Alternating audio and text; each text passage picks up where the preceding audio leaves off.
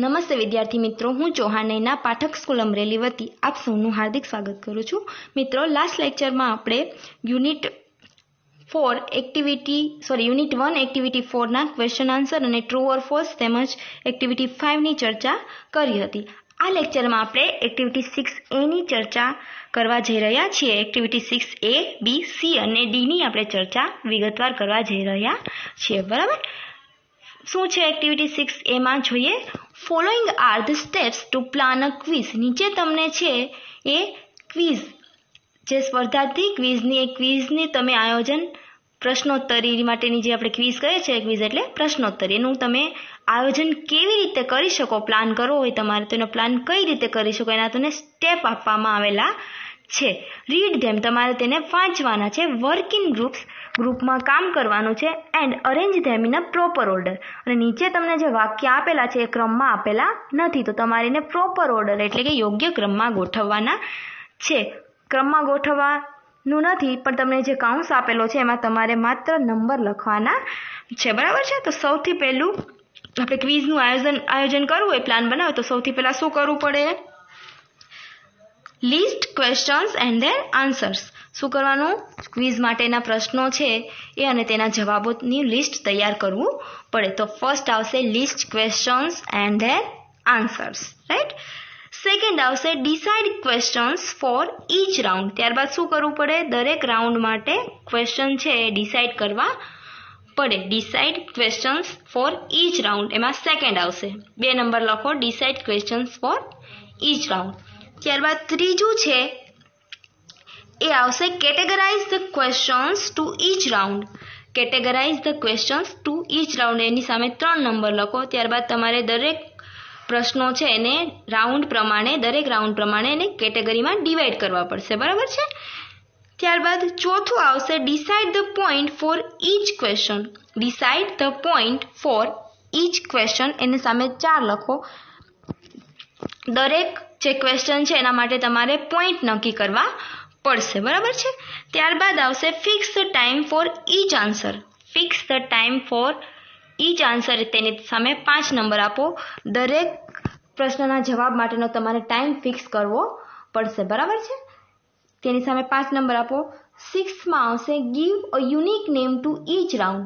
Give a unique name to each round, એની સામે 6 લખો કે દરેક રાઉન્ડ છે એના માટે તમારે યુનિક નામ તમારે આપવું પડશે દરેક રાઉન્ડને. બરાબર છે? ત્યારબાદ 7મું આવશે make a group of 3 to 5 friends. Make a group of 3 to 5 friends. તમારે ગ્રુપ બનાવવાનું છે 3 થી 5 મિત્રોનું. બરાબર છે? Make a group of 3 to 5 friends, એની સામે 7 નંબર લખો. ત્યારબાદ give a name to each group. Give a name to each group. Group તૈયાર થઈ ગયું. ત્યારબાદ શું કરવાનું? દરેક ગ્રુપ છે એને તમારે નામ આપવાનું છે. Give a name to each group, એની સામે 8 નંબર આપો. ત્યારબાદ આવશે select a scorer and a quiz master. Scorer અને ક્વિઝ માસ્ટરની પણ જરૂર પડશે. તો 9મું આવશે select a scorer and a quiz master. Quiz master અને સ્કોરરને સિલેક્ટ કરો. બરાબર છે? ત્યારબાદ 10મું આવશે, લાસ્ટ છે સેન્ટેન્સ છે પ્લે ધ ક્વિઝ. ક્વિઝને રમો. બરાબર છે? પ્લે ધ ક્વિઝ, એમાં 10 નંબર થઈ ગયા. 1 થી 10 વાક્યોને નંબરિંગ આપી દીધા આપણે. બરાબર છે? એક્ટિવિટી 6B માં શું કરવાનું છે? વર્ક ઇન ગ્રુપ્સ, કે ગ્રુપમાં કામ કરો. Plan a quiz programme for your school. હવે તમારી શાળામાં તમારે ક્વિઝનું આયોજન કરવાનું છે. Use the questions from this unit. તમારે અહીં જે યુનિટમાં જે પ્રશ્નો આપેલા છે તેનો પણ તમે યુઝ કરી શકો છો. Watch any quiz programme on the television. હવે તમારે ક્વિઝનો પ્રોગ્રામનું આયોજન કરવું હોય તો તમને એમ કહે છે કે ટીવી ઉપર તમને ક્વિઝ પ્રોગ્રામ આવતા હોય છે, એના તમે નિહાળો.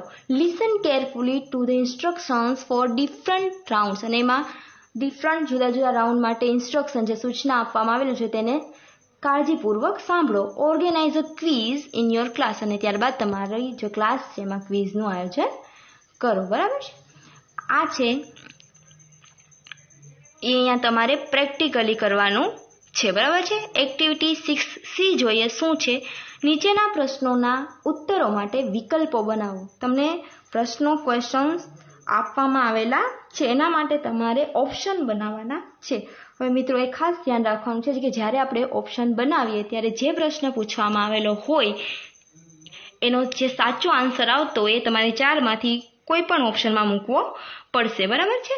તો ફર્સ્ટ જોઈએ, who is the writer of the Mahabharata.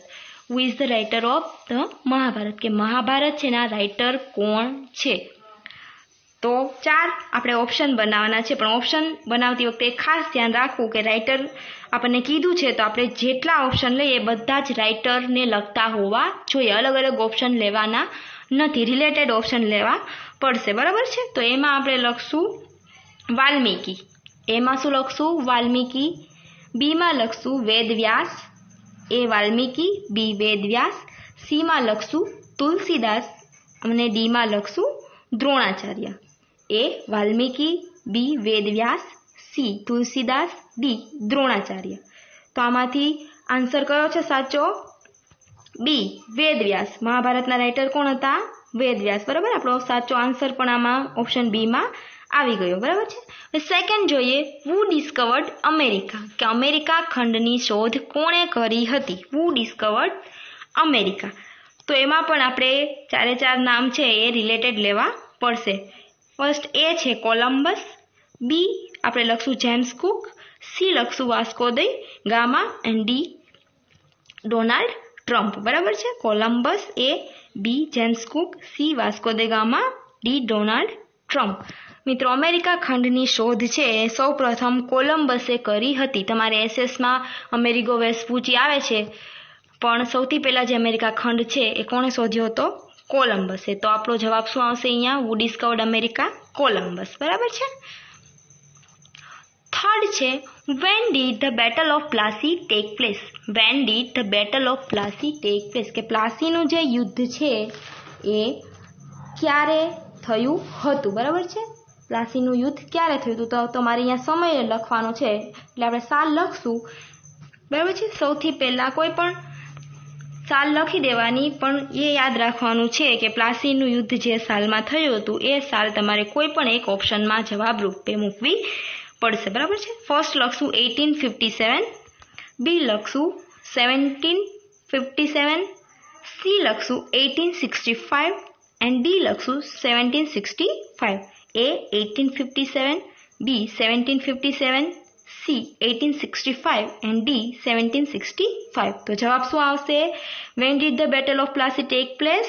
1757. પ્લાસીનું યુદ્ધ ક્યારે થયું હતું? 1757માં, રાઈટ. તો આ હતી એક્ટિવિટી 6C, જેમાં આપણે ઓલરેડી ક્વેશ્ચન આપેલા હતા, આપણે માત્ર ઓપ્શન જ બનાવવાના હતા, બરાબર છે. ત્યારબાદ જોઈએ એક્ટિવિટી 6Dમાં શું છે. Now frame questions for the options given below. હવે આપણે જે એક્ટિવિટી 6Cમાં કર્યું એનાથી ઉલટું છે. એક્ટિવિટી 6Cમાં આપણે ક્વેશ્ચન આપેલા હતા અને આપણે ઓપ્શન બનાવવાના હતા. અહીંયા 6Dમાં તમને ઓપ્શન આપવામાં આવેલા છે અને તમારે ક્વેશ્ચન બનાવવાના છે, બરાબર છે. 4 ઓપ્શન છે એ તમારે 4માંથી કોઈ પણ એક ઓપ્શનને તમારે જવાબમાં લાવવો હોય તો એ રીતે તમારે ક્વેશ્ચન બનાવવાનું. કોઈ પણ ઓપ્શનને લગતો તમે ક્વેશ્ચન બનાવી શકો છો, બરાબર છે. તો આપણે ધ નર્મદાને લગતો અહીંયા ક્વેશ્ચન બનાવશું. પહેલામાં the Tapi, the Mahisagar, the Narmada, the Vatrak. 4 રિવરના નામ આપેલા છે, નદીઓના, બરાબર છે. તો આપણે ધ નર્મદાને લગતો પ્રશ્ન ફર્સ્ટમાં બનાવીશું. Which river is the life line of Gujarat? કેવો પ્રશ્ન બનાવીશું? Which river is the life line of Gujarat, કે ગુજરાત છે એની, ગુજરાત રાજ્યની જે લાઇફ લાઇન કે જીવાદોરી છે કઈ નદી છે? તો કઈ આવશે? ધ નર્મદા, બરોબર છે. Which river is the life line of Gujarat? The Narmada. મેં અહીંયા નર્મદાને લગતો ક્વેશ્ચન બનાવ્યો, તેની જગ્યાએ તમે ધ તાપી, ધ મહીસાગર અથવા ધ વાત્રકને લગતા પણ ક્વેશ્ચન બનાવી શકો છો. સેકન્ડ છે કલ્પના ચાવલા, સુનિતા વિલિયમ્સ, રાકેશ શર્મા, યુરી ગાગરીન, બરાબર છે. તો હું અહીંયા પ્રશ્ન બનાવીશ કલ્પના ચાવલાને લગતો, બરાબર છે. તો કેવી રીતે બનશે? હુ is the first Indian woman to go to in the space? Who is the first Indian woman to go in the space? Who is the first Indian woman to go in the space, કે ઇન્ડિયાની કઈ એવી પ્રથમ મહિલા હતી જે અવકાશમાં ગઈ હતી? કોણ હતી? કલ્પના ચાવલા, રાઈટ. તો અહીંયા તમે સુનિતા વિલિયમ્સ, રાકેશ શર્મા અને યુરી ગાગરીનને લગતા બીજા ક્વેશ્ચન બનાવી શકો છો. થર્ડ છે computer, laptop, C tablet, D mobile. 4 તમને ડિવાઇસના નામ આપેલા છે. તો હું મોબાઈલને લગતો ક્વેશ્ચન બનાવીશ અહીંયા. કેવી રીતે બનાવીશ? Which of the following is the smallest device? Which of the following is the smallest device? કે આ 4 આપેલા છે નીચે તમને, એમાંથી કયું ડિવાઇસ છે એ સૌથી સ્મોલ નાનું છે? તો કયું આવશે? મોબાઈલ. બરાબર છે. મેં મોબાઈલને લગતો ક્વેશ્ચન બનાવ્યો, તો તમે છે કોમ્પ્યુટર, લેપટોપ, ટેબ્લેટ્સને લગતા ક્વેશ્ચન બનાવી શકો. 4થમાં જોઈએ પ્રેમાનંદ, બી નરસિંહ મહેતા, સી કનૈયાલાલ મુનશી, ડી ઉમાશંકર જોશી. અહીંયા તમને 4 ગુજરાતી રાઇટરના નામ આપવામાં આવેલા છે. તો હું કનૈયાલાલ મુનશીને લગતો ક્વેશ્ચન બનાવીશ, જેમ આપણે આગળ યુનિટમાં આવી ગયો છે કે વુ રોટ પાટણની પ્રભુતા. વુ રોટ પાટણની પ્રભુતા, કે પાટણની પ્રભુતા છે કોણે લખેલી હતી? તો કોણ હતું રાઇટર? કનૈયાલાલ મુનશી. આની સિવાય તમે પ્રેમાનંદ, નરસિંહ મહેતા અને ઉમાશંકર જોશીને લગતા ક્વેશ્ચન બનાવી શકો. નરસિંહ મહેતાને લગતો બનાવો તો કેવી રીતે બનાવી શકો? વુ રોટ વૈષ્ણવ જનતો તેને રે કહીએ. રાઈટ. તો કોણે લખ્યું હતું વૈષ્ણવ જનતો તેને રે કહીએ? નરસિંહ મહેતાએ. 5મું જોઈએ solar energy, B oil, C petrol, D coal. બરાબર છે. તો આપણે સોલાર એનર્જીને લગતો ક્વેશ્ચન અહીંયા બનાવીશું. કેવી રીતે બનાવીશું? Which energy we get from the sun? Which energy we get from the sun, કે આપણે કઈ ઉર્જા છે આપણે સૂર્યમાંથી મેળવીએ છીએ? તો કઈ આવશે? Solar energy. રાઈટ. તો અહીંયા આપણે ઓઇલ, પેટ્રોલ અને કોલ એટલે કે કોલસાને લગતા તમે પ્રશ્ન બનાવી શકો છો. બરાબર છે. 6થું જોઈએ CNG, B PNG, C LPG, D petrol.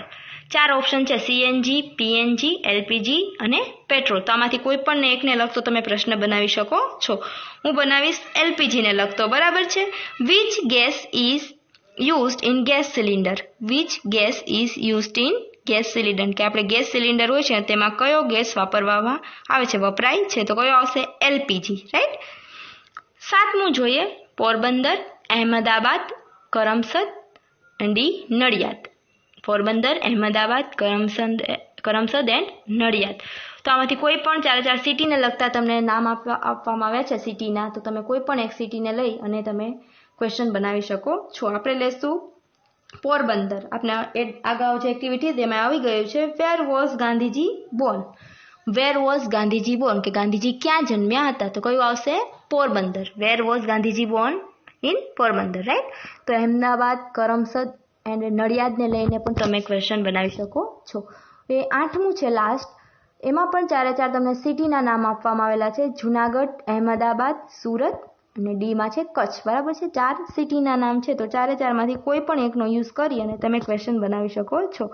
હું લઈશ કચ્છને લઈને પ્રશ્ન બનાવીશ. કેવી રીતે બનાવીશ? Where is the white dessert situated? Where is the white dessert situated? બરાબર છે. વ્હાઇટ ડેઝર્ટ એટલે સફેદ રણ છે, ક્યાં આવેલું છે? Where is the white dessert situated? સફેદ રણ ક્યાં આવેલું છે? તો ક્યાં આવેલું છે? કચ્છમાં. બરાબર છે. મેં કચ્છને લગતો ક્વેશ્ચન બનાવ્યું. તો આમાં તમે જુનાગઢ, અહેમદાબાદ, સુરતને લઈને ક્વેશ્ચન બનાવી શકો છો. તો અહીંયા આપણે આ લેક્ચરમાં એક્ટિવિટી 6A, B, C અને D ની વિગતવાર ચર્ચા કરી. બરાબર છે. અહીંયા આપણું યુનિટ 1 છે Q4 ક્વેશ્ચન એ કમ્પ્લીટ થાય છે. Thank you.